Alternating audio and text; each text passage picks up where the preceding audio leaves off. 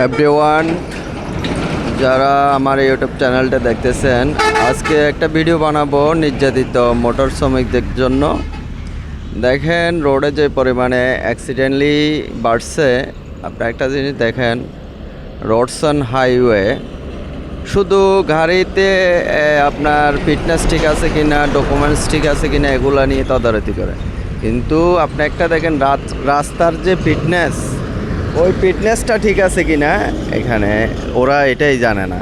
এই যে এখানে দেখেন আইল্যান্ডটার অবস্থা, গাড়ি উঠতে উঠতে অ্যাক্সিডেন্ট হইতে হইতে আপনার এমন পরিস্থিতি হয়েছে, মানে দেখার কেউ নাই। কিন্তু হাইওয়ে পুলিশ দেখেন শুধু গাড়ি একটা পরে আছে কি না, ওটা মামলা দিবে, ঘোষ নিবে, এগুলাই। কিন্তু রোডস অ্যান্ড হাইওয়ের কাজও রাস্তা করে দিয়ে চলে যাচ্ছে, কোনো দিক নির্দেশনা নাই।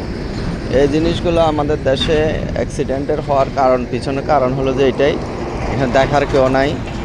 আপনার এই যত কিছু ফেস করতে হয় নির্যাতিত মোটর শ্রমিকেরা, ওরা রাস্তায় যত রকমের সমস্যা ফেস করতে হয়। দেখেন এই গাড়িগুলা এই আইল্যান্ডের সাথে উঠতে উঠতে পুরো আইল্যান্ডটা হয়ে গেছে। এখানে একটা দিক নির্দেশনার একটা সিগন্যাল নাই, এগুলো অ্যাক্সিডেন্ট তো হবেই।